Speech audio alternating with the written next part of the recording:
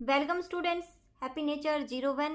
ये जो वीडियो है बेटा आपके लिए मैं 10th क्लास NIS SST के एग्ज़ाम के लिए लेके आई हूँ। इसमें कुछ इंपॉर्टेंट क्वेश्चन होंगे जो आपकी अप्रैल में जो एग्ज़ाम हुआ था 2024 में उसमें पूछे गए थे, और मैंने इनके थोड़े से नोट्स बना लिए हैं जो मैं आपको अभी बताऊंगी। और क्वेश्चंस कैसे आएंगे इस वीडियो में मैं आपको पूरा समझाऊंगी, तो वीडियो को लास्ट तक जरूर देखना और बने रहना, ठीक है। और चैनल पे पहली बार आए हो तो चैनल को सब्सक्राइब करना बिल्कुल मत भूलना। ये देखिए, सबसे पहले आप 1885 से 1905 तक भारतीय राष्ट्रीय कांग्रेस के विकास का परीक्षण कीजिए। इंपॉर्टेंट क्वेश्चन है, ठीक है। और इसको बहुत अच्छे से करके आओगे क्योंकि भारतीय राष्ट्रीय कांग्रेस के ऊपर एक क्वेश्चन जरूर आता है। और अगर आपने ये क्वेश्चन सीख लिया, समझ गए, तो आपका अगर ये क्वेश्चन बदल के भी आ गया, सिर्फ ये आता है कि भारतीय राष्ट्रीय कांग्रेस के बारे में आप क्या जानते हैं, तो ये क्वेश्चन भी आपका वहां पे चल जाएगा। लेकिन एक क्वेश्चन भारतीय राष्ट्रीय कांग्रेस के बारे में 101% आएगा, उसको बहुत अच्छे से समझ के जाओगे, करके जाओगे, ठीक है। तो यहाँ पे 1885 से लेके 1905 तक की बात की गई है। क्या क्या था उसके अंदर? भारत नंबर 1 जो हमारा पॉइंट रहेगा, भारतीय राष्ट्रीय कांग्रेस की स्थापना 1885 में हुई थी। इस चीज का ध्यान रखना, 1 मार्क में भी ये क्वेश्चन आ सकता है आपका। 1885 में जब इसकी शुरुआत हुई, एलेन ऑक्टावियन ह्यूम द्वारा की गई, ठीक है, और जिसको हम A.O. ह्यूम के नाम से भी जानते हैं, ठीक है। अगर आपसे पूरा नाम याद नहीं हो रहा है तो A.O. ह्यूम के नाम से भी इसको जाना जाता है। भारतीय राष्ट्रीय कांग्रेस की स्थापना किसके द्वारा की गई? A.O. ह्यूम के द्वारा। कब की गई? 1885 में। तो देखो, 2 क्वेश्चन तो यहाँ से ही निकल के आ गए आपके, इसको अच्छे से कर लेना। नेक्स्ट क्वेश्चन होगा हमारा नंबर 2, भारतीयों में राजनीतिक सजगता को बढ़ते देखा और वे इसे एक सुरक्षित स्वरूप देना चाहते थे। अब ये कह रहे हैं कि 1885 में जिस एक हमारे राष्ट्रीय कांग्रेस की जब स्थापना हुई, तो वो 1905 तक राष्ट्रीय कांग्रेस के विकास कैसे हुआ, कैसे उसमें जो था प्रगति हुई। तो ये कह रहे हैं कि जब ये टीम बनी, जब ये बना, आंदोलन हुआ, जब ये भारतीय राष्ट्रीय कांग्रेस की स्थापना हुई, तब क्या हुआ?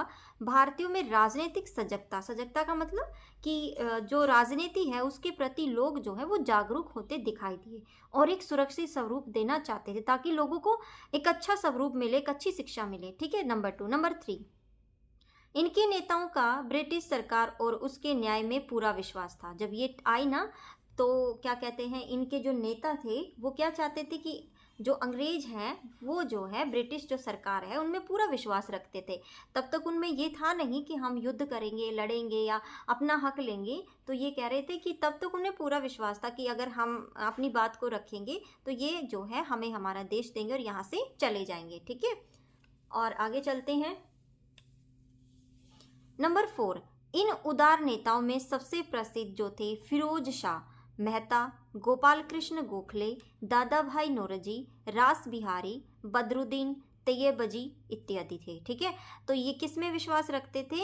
इनमें ये नेता उदार नेता थे, उदार नेताओं के नाम से जाने जाते हैं, ठीक है।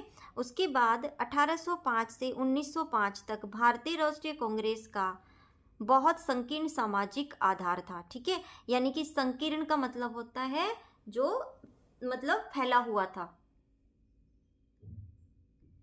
सॉरी बेटा, संकीर्ण मतलब क्या कहते हैं, सिकड़ा हुआ, मतलब फैला हुआ ना होना, ठीक है। तो कह रहे हैं कि जब तक भारतीय राष्ट्रीय कांग्रेस इतनी अच्छी तरीके से इसका विस्तार नहीं हुआ था, ठीक है। ये चीज़ ध्यान में रखना। तो हमारे 5 पॉइंट अच्छे से याद कर लेना, किसने इसकी स्थापना की, कौन इसके जो थे नेता थे, और इन लोगों का क्या विचार था कि जो अंग्रेज हैं वो हमारे देश को जो है न्याय के द्वारा, हमें इसमें उनके न्याय पद्धति में उनका पूरा विश्वास था। और लास्ट में कहा गया है ये इतना मतलब संकीर्ण था, यानी ज़्यादा विस्तार से फैला नहीं था।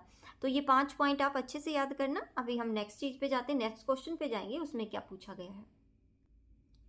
मध्य उच्च भूमि के प्रमुख भौगोलिक लक्षण, ठीक है। अब ये क्वेश्चन भी आपका आया हुआ है, ज्योग्राफी का क्वेश्चन है।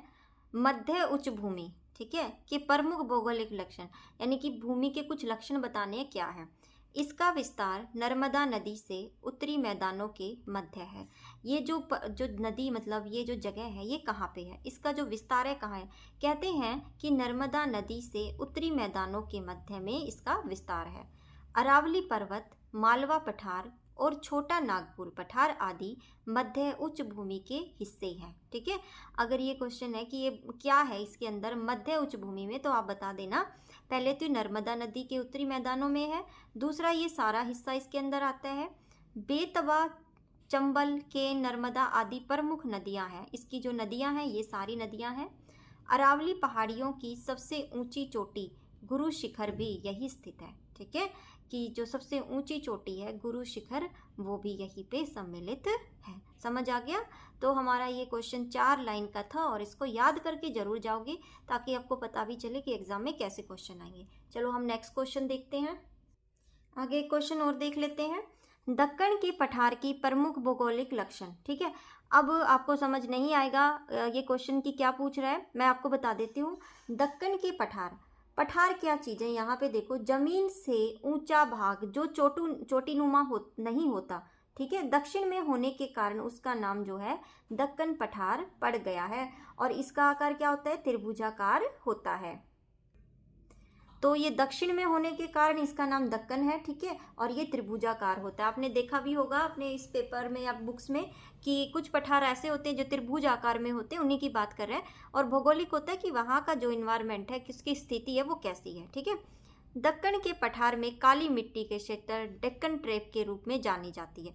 एक तो वहाँ पे इस चीज़ का याद रखना, काली मिट्टी मिलती है जिसको हम डेक्कन ट्रेप के नाम से जानते हैं। ठीक है, दूसरा है यह ज्वालामुखी विस्फोट के कारण जो है बना है। कब कैसे बनता है? जब ज्वालामुखी फटते हैं ना, विस्फोट होता है, तब ये बनता है।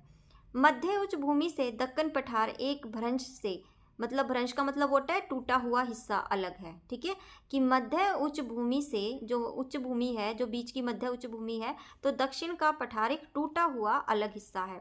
दक्कन के पठार को 2 भागों में बांटा दिया गया है। दक्षिण के पठार को 2 भागों में विभाजित किया गया है, पश्चिमी घाट और पूर्वी घाट। ठीक है, तो ये चीज़ आपको समझ आ गई होगी। एक क्वेश्चन और है, वो भी करा देती हूँ, क्योंकि देखो ये क्वेश्चन आप याद करके जाना और इसी के रिगार्डिंग अगर कुछ भी पूछा जाए तो ये उतार के आ जाना आप, क्योंकि बेटा ये ऐसे ही क्वेश्चंस होते हैं, थोड़े टफ हैं लेकिन आपको याद करने जरूरी है। आगे जो और भी क्वेश्चन है उसकी वीडियो भी मैं आपके सामने लेके आऊँगी।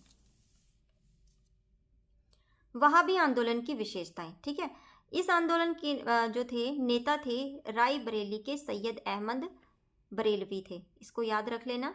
यह आंदोलन धार्मिक प्रकृति का था। ठीक है, वहाबी आंदोलन किसका था?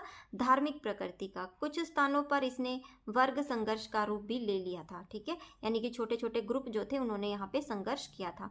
बंगाल में इनके द्वारा किसान अपने जमींदारों के विरुद्ध एकजुट हो गए थे। ठीक है, यानी कि बंगाल में जो थे किसानों अपने जो थे जमींदारों, क्योंकि जमींदारों पे वो टॉर्चर करते थे, तो किसान जो थे वो इकट्ठे हो गए थे। तो वहाबी आंदोलन जो था रायबरेली के सैयद अहमद बरेलवी ने स्टार्ट किया था। धार्मिक प्रकृति का था, कुछ जगह पर वर्ग संघर्ष के रूप में बना और कुछ जगह पे जो थे किसान अपने जमींदारों के विरुद्ध इकट्ठे हो गए थे। ठीक है, तो ये आपके लिए कुछ क्वेश्चंस थे, आपको अच्छे लगे होंगे। कल की वीडियो में फिर मैं आपके लिए कुछ और क्वेश्चंस लेके आऊँगी। तब तक के लिए बाय, थैंक्स फॉर वॉचिंग।